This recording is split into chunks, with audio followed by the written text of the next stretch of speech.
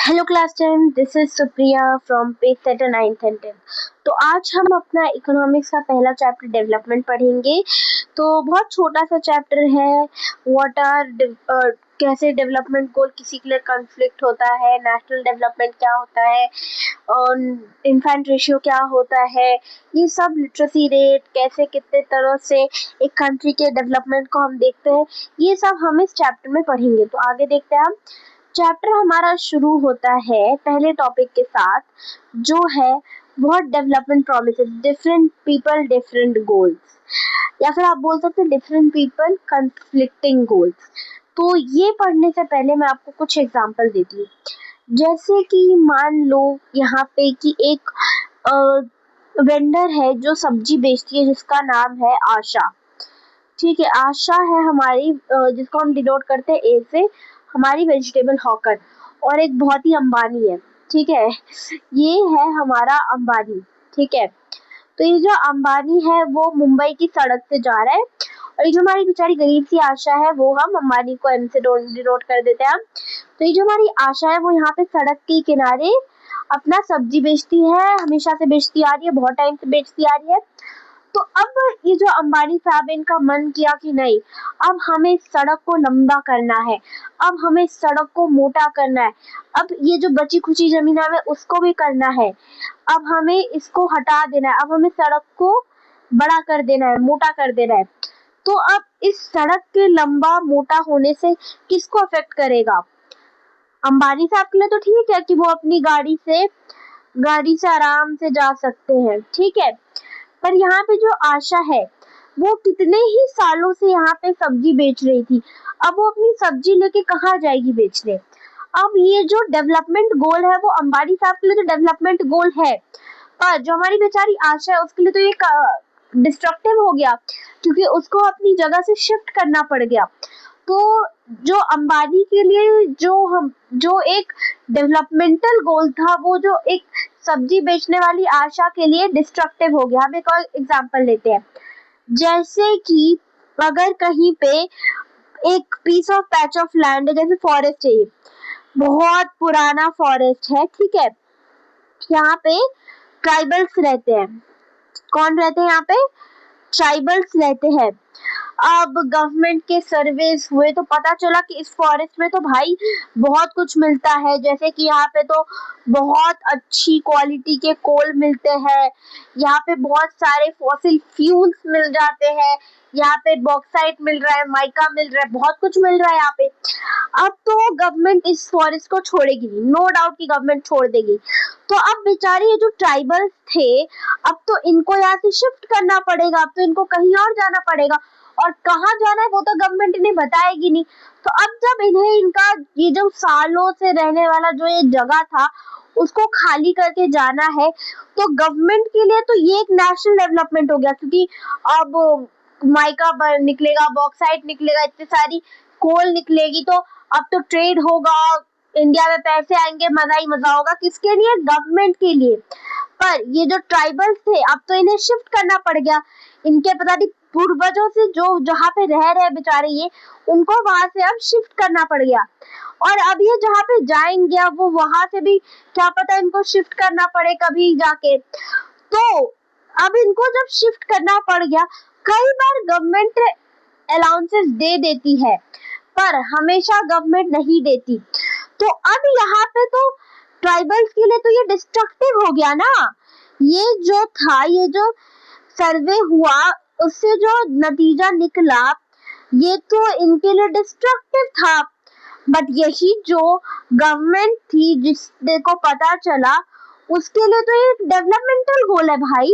ये तो उनके लिए डेवलपमेंट की चीज हुई कि अब यहाँ पे पता चला हमें कि यहाँ पे इतनी सारी चीजें मिलती है, तो ये तो एक गवर्नमेंट के लिए डेवलपमेंट हो गया। पर यही इन ट्राइबल्स के लिए ये क्या हो गया? डिस्ट्रक्टिव। तो यहीं पे हम देखते हैं कि जो डेवलपमेंटल गोल्स होते हैं, वो लोगों से वैरी करते हैं। डेवलपमेंटल गोल्स जो होते हैं वो सबके लिए सेम हो, ऐसा जरूरी नहीं होता है। डेवलपमेंटल गोल्स में vary from person to person. किसी के लिए जो डेवलपमेंट हो सकता है, जो डेवलपमेंट किसी के लिए हो सकता है मे बी डिस्ट्रक्टिव, दूसरे के लिए क्या हो सकता है, डिस्ट्रक्टिव हो सकता है। समझ में आया? तो जो डेवलपमेंट एक के लिए हो सकता है वो दूसरे के लिए डिस्ट्रक्टिव हो सकता है। अब हम देखते हैं यहाँ पे, तो डेवलपमेंट क्या है, is a subjective, what is progress for one may not be another and it can be destructive for some. तो अभी हमने एग्जांपल से देखा कि कैसे जो वहां पे अंबानी के लिए डेवलपमेंट था वही आशा के डेवलपमेंट नहीं था, और जो वहां पे जो गवर्नमेंट के लिए डेवलपमेंट था वो ट्राइबल्स के लिए डेवलपमेंट नहीं था। अब हम देखते हैं जैसे गोल्स कितने तरह के हो सकते हैं, कुछ डाइवर्स गोल हो सकते हैं, कुछ कंफ्लिक्टिंग गोल्स हो सकते हैं। तो डाइवर्स गोल्स जैसे हम देखें तो people seek things that are most important to them.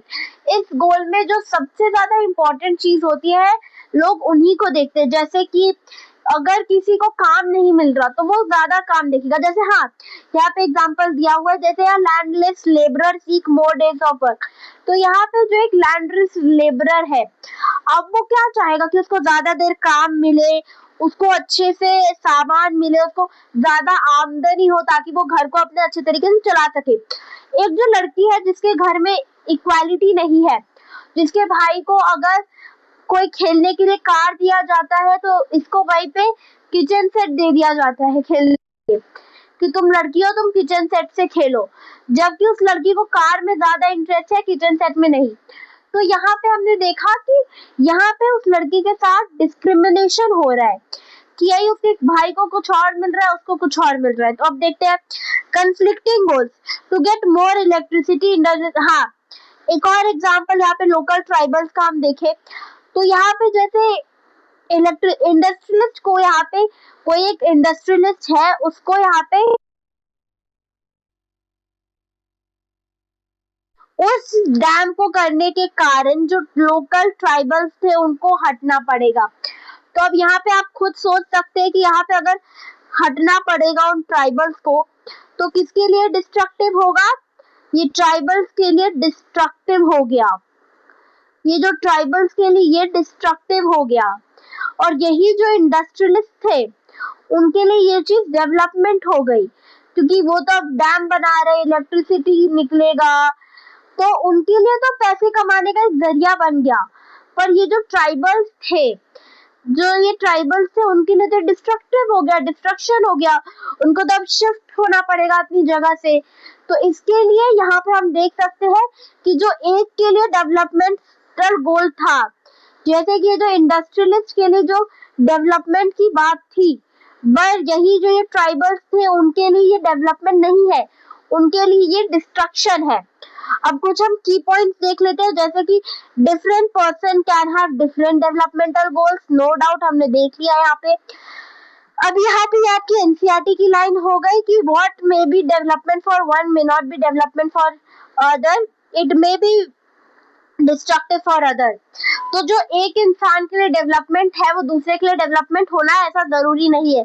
जैसे यहाँ पे आशा के लिए जो डेवलपमेंट, मतलब जो अंबानी के लिए जो यहाँ पे डेवलपमेंटल गोल है रोड बनवाना, वो यहाँ पे आशा के लिए डेवलपमेंट नहीं है, डेवलपमेंटल गोल नहीं है। यहाँ पे अंबानी के लिए तो वो डेवलपमेंट गोल हो गया, पर ये जो आशा है हमारी वेजिटेबल हॉकर, उसके लिए तो ये डेवलपमेंटल गोल नहीं है, उसके लिए तो ये डिस्ट्रक्शन हो गया, क्योंकि अब उसे कहीं और जाना पड़ेगा। तो यहीं पे the developmental goals may vary from and it can be destructive for other. समझ में आया? I hope this is so clear. यहाँ से आपके क्वेश्चंस आ जाते हैं 3 मार्क्स में, तो इसको अच्छे से पढ़ना, इसको अच्छे से समझ लेना। कुछ भी डाउट है कमेंट करना, अगर नहीं समझ में आ रहा तो वीडियो को रिवाइंड करके देखना, पर प्लीज इस टॉपिक को अच्छे से समझ लेना। अब हम आगे देखते हैं। अब दूसरे भी चीजें होती है जैसे इनकम एंड अदर गोल, कुछ और भी गोल्स होते हैं जैसे इनकम और अदर क्राइटेरियाज। तो while high income as the primary goal, people also look at mix of goals for equality life. अब कुछ गुड्स होती है जैसे मटेरियल गुड्स और नॉन मटेरियल गुड्स।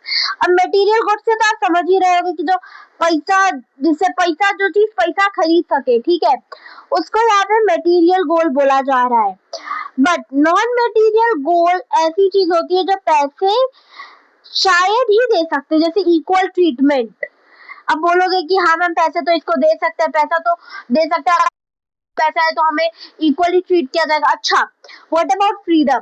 आपके पास पैसे आपको फ्रीडम दे सकते हैं? नहीं। तो यहाँ पे बहुत सारी चीजें होती है जो पैसे नहीं दे सकते।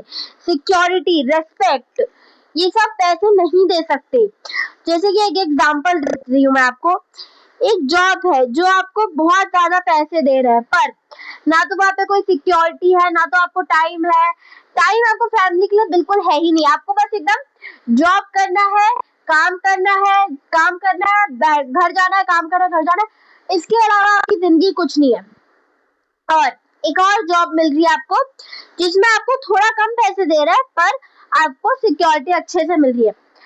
इसको मैं और अच्छे से समझाती हूँ। देखो, जैसे कि अभी वॉर ईरान में हो रहा है, ठीक है, तो आपको ईरान जाने के लिए आपको कितने दे रहे हैं? आपको एनुअल आपको 6 करोड़ का पैकेज मिल रहा है, पर वहां पे कोई सिक्योरिटी नहीं। क्या पता आपकी कंपनी के ऊपर ही बम गिर जाए, तो कोई सिक्योरिटी नहीं है। वही कंपेयर टू इंडिया, आपको इंडिया में मान लो कि आपको 2 ही करोड़ मिल रहा है, आपको 2 ही करोड़ मिल रहा है, बट आपको सिक्योरिटी मिल रही है, जॉब सिक्योरिटी मिल रहा है, यहाँ का कंडीशन अच्छा है, यहाँ पे लोग आपस में हंस रहे, खेल रहे, आपको फैमिली टाइम मिल रहा है, फिक्स वर्किंग आवर्स है, याद आपको गधे की तरह यूज किया जा रहा है, आपको 12-12 घंटे, 14-14 घंटे आपको यहाँ पे काम करना पड़ रहा है।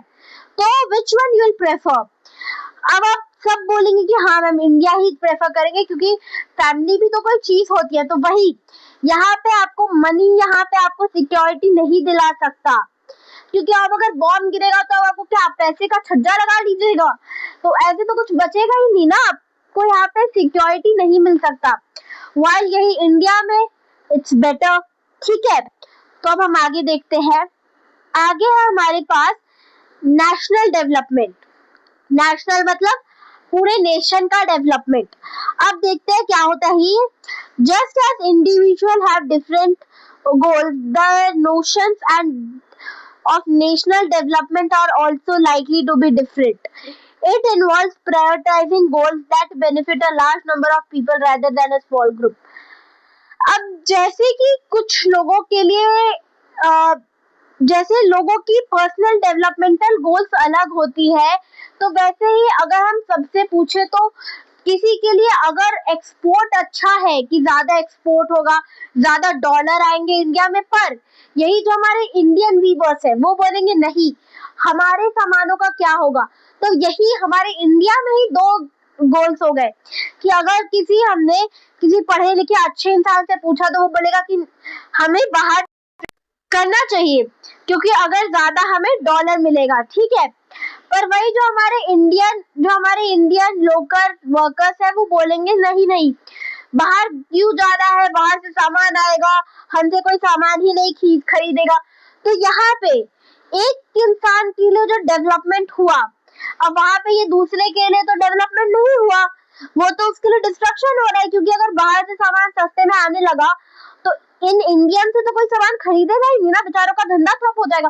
तो वही जैसे कि कुछ लोगों का अपना निजी डेवलपमेंटल गोल भी अलग होता है, तो वही अगर वो नेशंस के डेवलपमेंटल गोल की भी बात करें तो वहां पे भी उनके ideas will be differing, their ideas में डिफर, ठीक है। तो अब हम आगे देखते हैं, उनके आइडियाज में डिफर। आगे देखते हैं हम, आगे है how to compare different countries और स्टेट।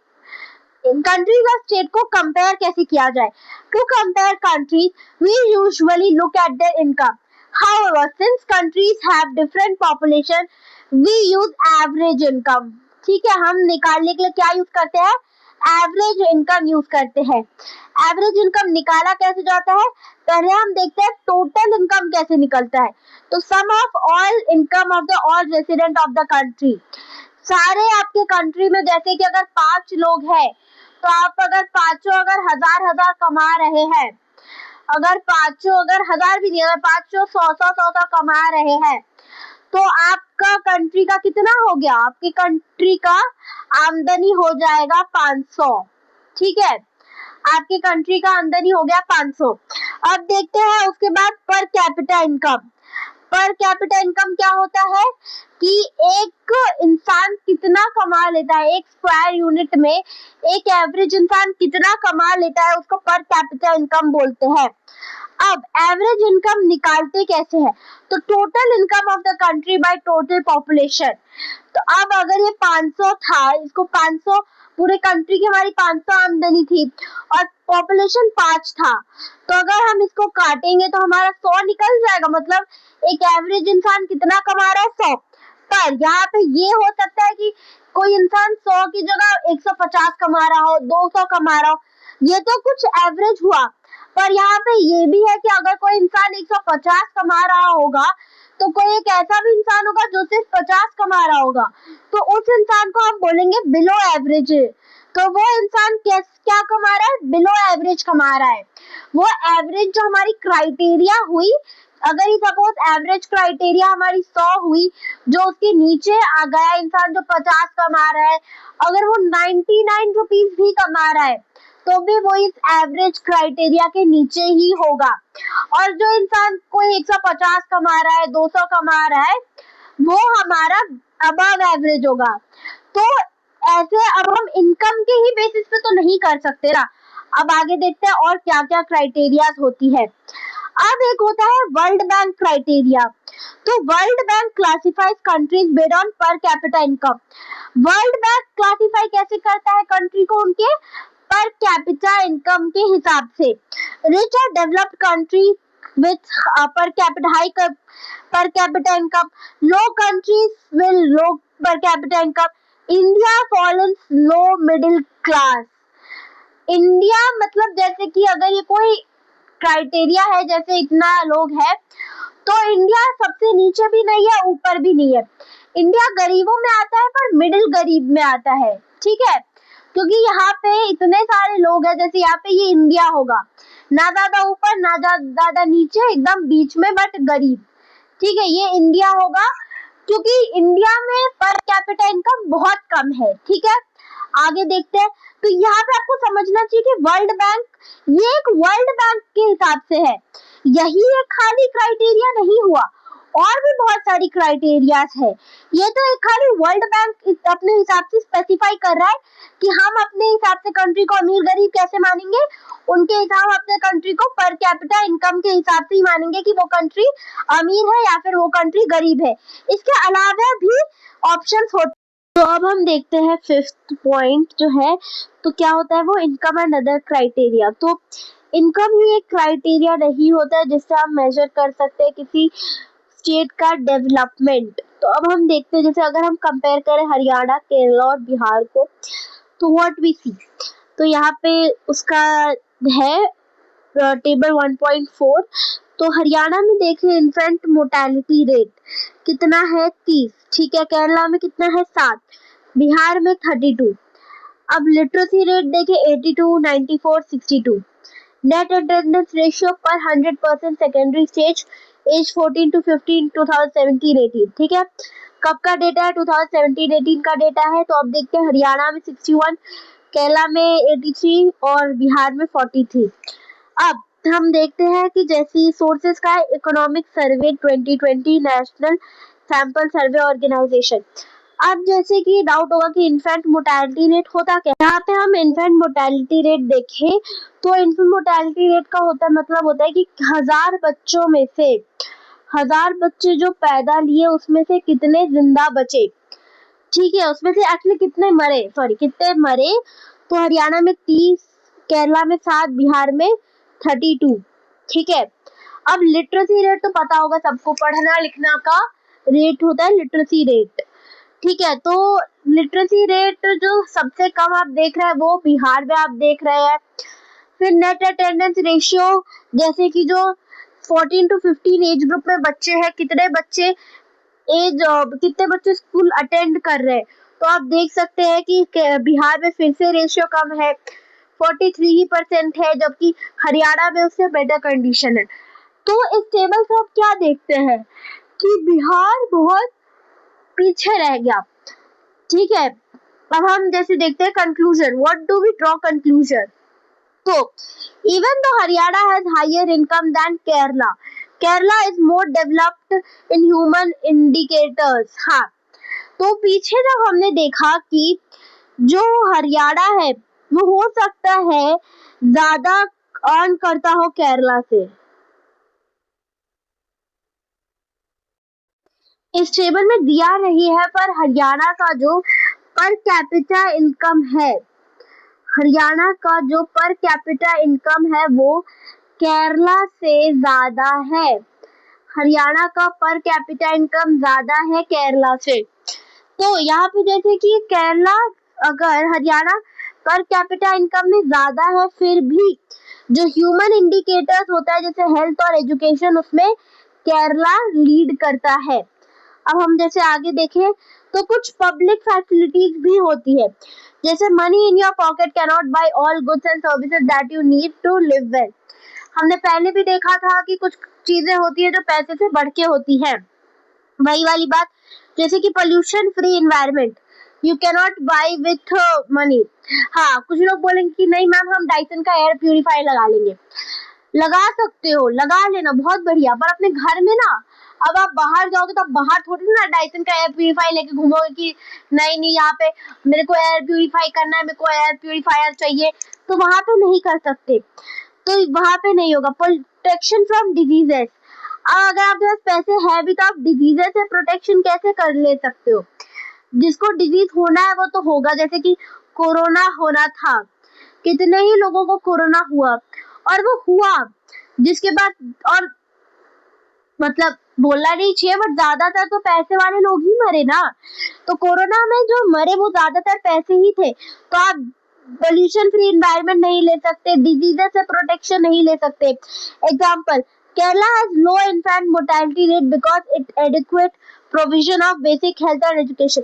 तो जैसे हरियाणा में 100 बच्चों में जो सब कम जो बच्चे जिंदा बचे वो केरला में ज्यादा है, क्योंकि वहां पे एडिक्वेट प्रोविजन है हेल्थ और एजुकेशन को लेके। ठीक है, तो अब हम आगे देखते हैं, जैसे तो आगे आता है ह्यूमन डेवलपमेंट रिपोर्ट यूएनडीपी के हिसाब से। तो UNDP United Nations Development Programme published by Human Development Report, which compares country based on 3 pillars: education, health, per capita income, HDI, Human Development Index। तो अब एजुकेशन लेवल, लिटरेसी और gross involvement ratio, health कितने बच्चे life expectancy at birth हो गया, per capita income in USD US dollars में बात की जाती है। ठीक है, फिर HDI देखा जाए तो is much better than looking at income. तो ह्यूमन डेवलपमेंट इंडेक्स में जैसे आपका कौन सी कंट्री, जैसे कि भूटान है, भूटान अपने कंट्री में मानता है कि वो अपने कंट्री को मानता है कि हमारा कंट्री डेवलप्ड है क्योंकि वहां पे सब खुश है। तो उसने अपनी कंट्री के लिए क्या फिक्स किया हुआ पैरामीटर कि सब अगर खुश है, उसने अपनी कंट्री में हैप्पीनेस को पैरामीटर सेट किया हुआ है। ठीक है, तो ये हो गया। अब हम आगे देखें तो आगे है जैसे कि सस्टेनेबल डेवलपमेंट। ये तो आपने हर जगह पढ़ा होगा, जैसे कि ज्योग्राफी में भी पढ़ा होगा सस्टेनेबल डेवलपमेंट। तो अभी तुम लोग एआई पढ़ रहे हो ना, तो एआई में भी पढ़ा होगा सस्टेनेबल डेवलपमेंट। जो लोग आईटी पढ़ रहे हैं आई गेस उन्होंने भी पढ़ा होगा सस्टेनेबल डेवलपमेंट। तो भाई वी आर नॉट, हाँ वेरी फेमस स्टेटमेंट, यहाँ से क्वेश्चन बन जाता है। तो देखना, we are not inherited to the world from our forefathers, we have borrowed it from our children. मतलब हमने ये जो दुनिया ली है, जो रिसोर्सेज ली है, वो हमने हमारे जो पूर्वज थे उनसे नहीं लिया है। ये जो हमारे होने वाले बच्चे हैं हमने उनसे उधार पे लिया है। तो हमारी जिम्मेदारी होती है कि हम इसे अच्छे से सुरक्षित रखें जब तक वो आते नहीं है। समझ में आया कि हमने इसे अपने फोर फादर से नहीं लिया है, हमने अपने फ्यूचर जनरेशन से इसे बोरो किया है, इसे लेंड में लिया है, इसे उधार में लिया है। आगे देखते हैं, development should not place without development should place without damaging the environment and should meet the needs of the present without compromising the ability of future generation. तो इसी को this is what is the definition of sustainable development. ठीक है, अगर question आता है sustainable development का तो यही आप डेफिनेशन लिख के आएंगे. ठीक है, अगर तुम्हारे आईटी और या फिर एआई में भी अगर क्वेश्चन आता है व्हाट इज सस्टेनेबल डेवलपमेंट तो ये लिख देना, मार्क्स मिल जाएंगे. ठीक है, तो चैलेंजेस ऑफ सस्टेनेबिलिटी. ठीक है, अब कुछ चैलेंज होती है सस्टेनेबिलिटी की, जैसे ground water over use, exhaustion of natural resources. तो जैसे कि हम देखते हैं non renewable resources like crude oil are finite if we use them rapidly. Future generation will face crisis. अभी हमारे लिए जैसे कि हो सकता है क्रूड ऑयल हमारे लिए बहुत हो, पर स्टिल वो फाइनाइट ही है. जो हमारी फ्यूचर जनरेशन होगी उसे भी तो चाहिए, तो उनको भी देने के लिए हमारे पास कुछ ही बचा है. इतना नहीं है कि हम भी भर भर के यूज करें, वो भी भर भर के यूज करें, पर कभी खत्म नहीं है. ये फाइनाइट है, नॉट इनफाइनाइट है. ठीक है, और अगर देखिए ग्राउंड वाटर ओवर यूज, अब अगर ग्राउंड वाटर को हम लगातार यूज करते जाएंगे तो एक टाइम आएगा जब इतना नीचे ग्राउंड वाटर चला जाएगा तो उसको निकालना ही बहुत बड़ी समस्या हो जाएगी. ठीक है, तो यहीं पे हमें सस्टेनेबल डेवलपमेंट का भी साथ देना चाहिए कि हमें डेवलपमेंट करना चाहिए बट हमारी नेचर को उसमें कोई भी दिक्कत ना हो. ठीक है, आगे देखते हैं जैसे कि ये कुछ सस्टेनेबल डेवलपमेंट गोल्स हो गए, जैसे पहला हो गया नो पॉवर्टी, दूसरा हो गया जीरो हंगर, तीसरा हो गया गुड हेल्थ एंड वेलबींग, चौथा हो गया क्वालिटी एजुकेशन, चौथा हो गया जेंडर इक्वालिटी, छठा हो गया क्लीन वाटर एंड सैनिटेशन, सातवां हो गया अफोर्डेबल एंड क्लीन एनर्जी, आठवां हो गया decent work and economic growth, नौवां हो गया industry innovation and infrastructure, reduce inequality हो गया 10वां, 11वां हो गया सस्टेनेबल सिटीज एंड कम्युनिटीज, 12वां हो गया रिस्पॉन्सिबल कंजम्पशन एंड प्रोडक्शन, 13वां हो गया क्लाइमेट एक्शन, 14वां हो गया लाइफ बिलो वाटर, 15वां हो गया लाइफ ऑन लैंड हो गया, 16वां हो गया peace justice and strong institution, 17वां जो लास्ट होता है पार्टनरशिप. ठीक है, तो ये हमारे 17 सस्टेनेबल डेवलपमेंट गोल्स हो गए. ठीक है, तो अब कुछ हम देखते हैं की पॉइंट्स जो आपको इस चैप्टर से याद होने चाहिए, या फिर कुछ जिसे बोल सकते हैं, या फिर हम बोल सकते हैं इसको इम्पोर्टेंट डेफिनेशन. ठीक है, इम्पोर्टेंट डेफिनेशन जो आपको याद होनी चाहिए इस चैप्टर से. पहला होता है infant mortality rate, number of children that die before age of 1 year 1000 live birth. वही कि 1000 बच्चों में से कितने बच्चे जिंदा बचे, उसी को इन्फेंट मोर्टेलिटी रेट बोलते हैं. Literacy rate, proportion of literate population in the age 7 and above age group. अब देखते हैं net attendance ratio, total number of children of age 14 and 15 years attending school as percentage of total number of children in that same age group. कि जैसे अगर 14 साल के अगर एक पर्टिकुलर जगह में 2000 बच्चे हैं पर उसमें से सिर्फ अगर 1000 ही बच्चे स्कूल ले पा रहे हैं तो उसी को हम बोलेंगे नेट अटेंडेंस रेशियो. अब देखते हैं जैसे लाइफ एक्सपेंडेंसी, तो average expected length of life of a person at the time of birth. ठीक है, फिर देखिए बॉडी मास इंडेक्स तो हो गया measure of nourishment weight in KG by height in metre square. तो ये सब डेफिनेशंस आपको याद होनी चाहिए. तो यही हमारा छोटा सा चैप्टर था. Thank you so much. Don't forget to subscribe page setup. यहाँ पे आपको सब कुछ अच्छे से मिलेगा, सब कुछ अच्छे से बताया जाएगा. यहाँ पे आपको सब कुछ एकदम क्रिस्टल क्लियर आपको सब कुछ समझाया जाएगा. दिस इज द प्लेटफॉर्म जहाँ पे आपको अपॉर्चुनिटी मिलेगा. यहाँ पे आप अच्छे से अपनी पढ़ाई कर सकते हैं. यहाँ पे आप अच्छे से अपने आप के डाउट्स क्लियर कर सकते हैं. So do share to your friends also and like, subscribe, and if you have any doubt please feel free to comment. Thank you, thank you, thank you, thank you, thank you so much.